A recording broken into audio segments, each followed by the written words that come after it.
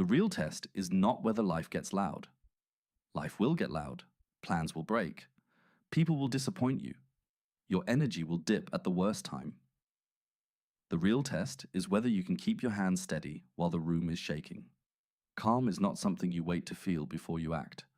Calm is something you build by acting with control when every part of you wants to react. It is earned in the small private moments nobody claps for. The moment you choose to breathe before answering. The moment you do the next useful thing instead of spiraling. The moment you stop feeding the fire inside your own mind. A strong person is not the one who never feels pressure. A strong person feels the pressure and still chooses their posture, their words, their pace, and their next move. Think about the last time you were overwhelmed. Maybe your schedule was full, your body was tired, and one small problem pushed you over the edge. It probably was not only that one problem, it was the pile behind it, the unfinished task, the conversation you avoided, the promise you made to yourself and broke quietly, the sleep you sacrificed, the clutter you kept stepping around. Pressure exposes your preparation. That is why calm has to be trained before the storm arrives. You do not become composed by accident. You become composed by practicing simple standards when life is ordinary. You keep your space a little cleaner. You write down the task instead of carrying it in your head. You move your body even when the mood is not perfect. You answer the hard message. You tell the truth sooner. You put the phone down when your mind needs silence. These are not dramatic habits, but they make you harder to shake. There is a kind of confidence that comes from knowing you can return to yourself. You may have a bad hour, but you do not have to turn it into a bad day. You may make a mistake, but you do not have to build a whole identity around it. You may feel fear, anger, embarrassment, or uncertainty, but feelings are weather.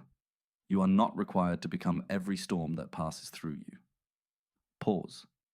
That pause is power. Before you respond, pause. Before you quit, pause. Before you assume the worst, pause. Before you punish yourself for not being perfect, pause. In that small space, you get your choice back. You remember that you are not here to be controlled by every impulse. You are here to lead yourself. Leading yourself does not mean being cold. It does not mean pretending nothing hurts. It means you can feel deeply without acting carelessly. It means you can be honest without being destructive. It means you can admit, this is hard, and still ask, what is the next right step? That question can save you. Not the perfect step. Not the impressive step. The next right step. Drink water. Take a walk. Open the document. Apologize. Set the boundary. Do 10 minutes. Clean one corner. Make the call. Start again without making a speech about starting again. Calm grows when your actions become more reliable than your emotions. If you only work when you feel ready, your life will be led by moods. If you only train when you feel motivated, your strength will be inconsistent. If you only show up when you feel confident, you will wait too long. But when you learn to act from your standards, you create stability inside yourself. You become someone you can trust. And self-trust is quiet. It does not need to announce itself. It shows up in how you carry pressure, in how you recover from disappointment, in how you refuse to make one rough day the excuse for abandoning the whole path. There will be days when your progress feels invisible. Keep going. There will be days when you handle something better than you used to, and nobody notices. Notice it yourself. That matters. The old version of you might have snapped, avoided, quit, or collapsed. But today, you breathed. You chose. You returned. That is growth. Do not underestimate emotional discipline. It is one of the strongest forms of discipline there is. Lifting a weight is hard. Running a mile is hard. Studying after a long day is hard. But staying respectful when you are frustrated, staying focused when you are anxious, and staying patient when the result is slow, that is inner strength. You can train it. Start with your inputs. If your mind is always crowded, stop handing it more noise. Create pockets of quiet. Start with your body. A tired body makes every problem look bigger, so protect your basic energy. Start with your environment. Make the next good action easy to reach. Start with your language. Stop saying, I always ruin everything, and say, I can handle this one step at a time. Words become directions. When pressure comes, lower the speed. Not the standard, the speed. Move slower for a moment. Think clearer. Choose cleaner. You do not have to rush into regret.